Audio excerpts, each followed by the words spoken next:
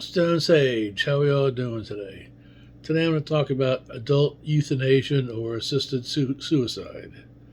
It's kind of a touchy subject to some people. I don't think there's anything wrong with it. I think if you're in that much pain and there's no hope, and please put them out of their misery. I mean, my age, I'm 73, and I've had plenty of animals, dogs and cats, that I've had to put down because they were sick. Just didn't have they didn't have any quality of life left in them, and I thought that was the most humane thing to do. Now, adults, I've known adults with cancer. My mom was one. She was in incredible pain, and she was just kind of waiting to die. Then I did nursing homes, sermons at nursing homes for 14 years, and I'd see these people come in, and a lot of them would just sit in wheelchairs and drool, which is pretty sad. Not all of them, some of them. And the few that, were able to, well, not too many were able to ambulate, but the ones that did were doing pretty good, unless they had Alzheimer's or something. And I did one nursing home where everybody had some kind of Alzheimer's or dementia, and that was really wild seeing these people. I remember there was one lady used to chase after my youngest son when we'd go in, and she kept asking for the cookies. So that was wild. But anyway, back to the topic. Now, if you've ever seen the movie Soylent Green, Edward G. Robinson at the end goes to the Soylent Green factory, and they give him this little music and all this nice visions, and he seems smiling. He goes off and ends up becoming Soylent Green. I mean, that's not going to happen nowadays to any of us becoming Soylent Green. But anyway, they had the choice to be able to go and do that. I just recently had a brother-in-law that had cancer, and again, great deal of pain.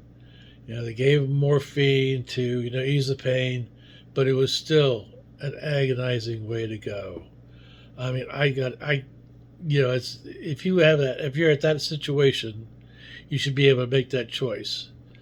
My grandmother in the early '90s called me, and she lived in Ohio, and I was in Virginia. And she said she wasn't doing well. She had stomach cancer, and they wanted to do this operation, but she just said she was ready to go. And she asked, "What should I do?" Because I had a lot of issues with because of my motorcycle accident. And I said, "Just tell them you don't want it done. Refuse it." She said, I said, "Yeah, just tell them. Say you're done, and don't do it." And she ended up not doing it, and she died like a week later. And I'm glad, because she was out of misery. But she just wanted to find a way to end it. Again, then my mother was the same way. She called, and a great deal of pain. I said, the only thing I can tell you is just stop taking your medication, and just let nature take its course. She didn't. She kept taking the medication, and again, towards the end, it was really sad. I mean, what a way to go. I wouldn't want that on anything, on anybody. That's why I put my dogs and cats down. It's just not worth it. I mean, again, the people at the nursing home, a lot of these people, most of them, I'd say 50% to be fair, just were pushed around in wheelchairs, and they'd sit, and their big activity for the day was passing a beach ball around.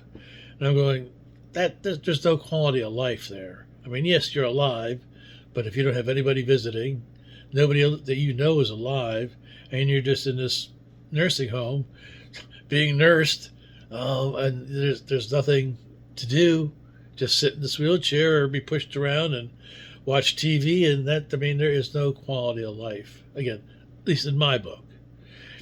I've told my kids, if I ever get to that point, don't want to be resuscitated. I don't want any life, saving things. Just let me go. And I don't really, I think, again, if you can do it to animals, why can't we be humane enough to do it to people? There'd be some thought and discussion about it, but again, if that's your only option, say, well, if I get assisted suicide now, I'm not going to go through 6-9 months of cancer hell or any other kind of serious injury hell. Let the people make the choice. And if they're done, I'd say you're done. It's why prevent somebody from having peace? I'll be able to go when they want and not have to wait and just wait like my brother-in-law. Just waited and waited to die. My sister just died a couple years ago of cancer. And she, same thing, the last week or so, she was in incredible pain, couldn't get comfortable, nothing was help her.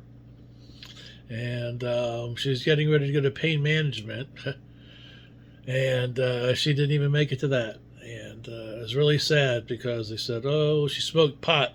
Well, if you smoke pot, we can't give you any of this medication because you might be a drug addict. She's going, you're kidding me. Okay, well, then I stopped smoking pot today. But again, she didn't make it back to get any kind of real pain medication. And hospice, it happened so fast.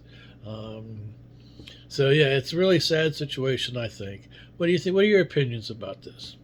Peace out.